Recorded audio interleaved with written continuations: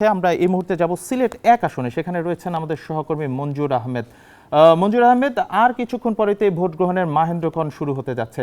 আপনি এখন ঠিক কোন জায়গাটিতে আছেন এবং সেখানে পরিস্থিতি কেমন দেখতে পাচ্ছেন? নির্বাচন সংশ্লিষ্ট যে কর্মকর্তারা রয়েছেন তারা কি ভোট কেন্দ্রে পৌঁছেছেন কিনা, সার্বিক পরিস্থিতি আমাদের জানাবেন।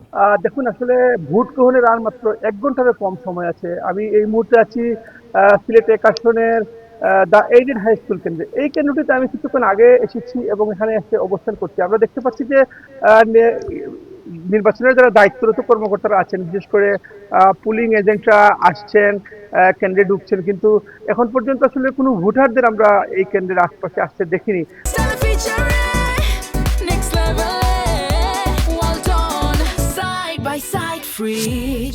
তো আমরা এখানকার যিনি প্রিজাইডিং অফিসার আছেন, সরকারি প্রিজাইডিং অফিসার, তারা কিন্তু এখানে রাত থেকে অবস্থান করছেন এবং অন্যান্য যারা পুলিং অফিসার আছেন তারাও কিন্তু রাত থেকে এখানে অবস্থান করছেন। এবং আমরা দেখেছি যে এই কেন্দ্রটিতে আইন শৃঙ্খলা রক্ষাকারী বাহিনীর সদস্যরাও আছেন সার্বিক নিরাপত্তায়। সিলেটে আসলে প্রায় 1016টি ভোট কেন্দ্র আছে, 6টি আসন রয়েছে। এই 6টি আসনে প্রায় 30 জন প্রার্থী এবার প্রতিদ্বন্দ্বিতা করছেন। আসলে সিলেটে সবাই চাচ্ছেন যে নির্বাচনটা উৎসব মুখর হোক, এবং নির্বাচন কমিশনও চাচ্ছে যে ভোটাররা যাতে ভোট কেন্দ্রে নির্বিঘ্নে আসতে পারে সেই ব্যবস্থা তারা করছেন। আমরা দেখেছি যে গত কয়েকদিন ধরে কিন্তু সিলেট জুড়ে আইন শৃঙ্খলা রক্ষাকারী বাহিনীর তৎপরতা বেশ বেশ তৎপরতা আমরা লক্ষ্য করছি সব জায়গায়। আর আমরা একটা বিষয় দেখতে পাচ্ছি যে পুরো সিলেট জুড়ে কিন্তু নিরাপত্তা চাদরে ঢাকা হয়েছে। আমরা এই মুহূর্তে দেখতে পাচ্ছি যে কিছু ভোটাররা আসতে শুরু করেছেন, আস্তে আস্তে হয়তো তারা লাইনে দাঁড়াবেন এসে, এমনটা আমরা দেখতে পাচ্ছি।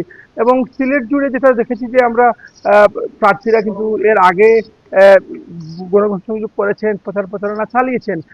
সব জায়গায় আমরা দেখেছি যে শান্তিপূর্ণ পরিবেশ ছিল।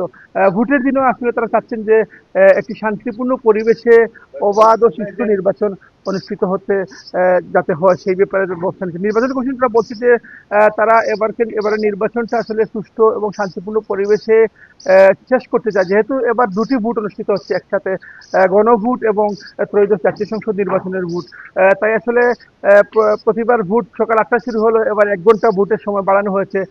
সকাল 7:30টা থেকে ভোট গ্রহণ শুরু হওয়ার কথা রয়েছে।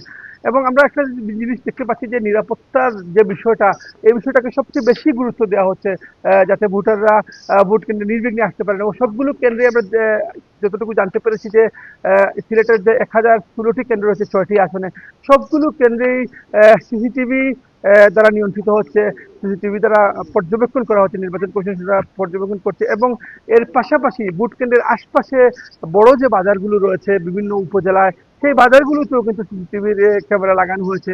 এবং যে বাজারগুলো রয়েছে এই বাজারগুলোর পরিচালনা কমিটির যে সিসিটিভি ক্যামেরাগুলো রয়েছে সেগুলোও কিন্তু আইন শৃঙ্খলা রক্ষাকারী বাহিনী মনিটরিং করছে, এমনটা তারা আমাদের জানিয়েছেন।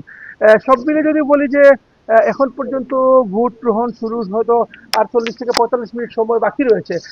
এই সময়ের মধ্যেই কিন্তু ভোটাররা কিন্তু ভোট কেন্দ্রগুলো আসতে শুরু করবেন এমনটা প্রত্যাশা করছেন এখানকার নির্বাচনী কর্মকর্তারা।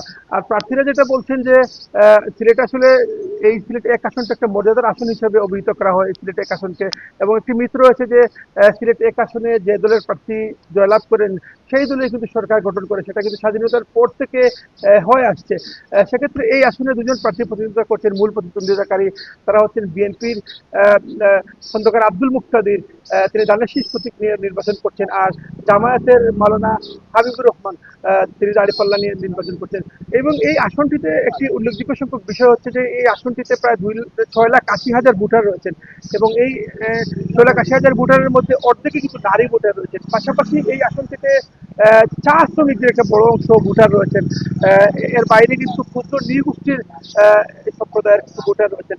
তো এই ভোটারদের আসলে যারা টানতে পারবেন নিজেদের পক্ষে, তাদের পক্ষে জয়ের পাল্লা ভারী হবে এমনটা বলা হচ্ছে।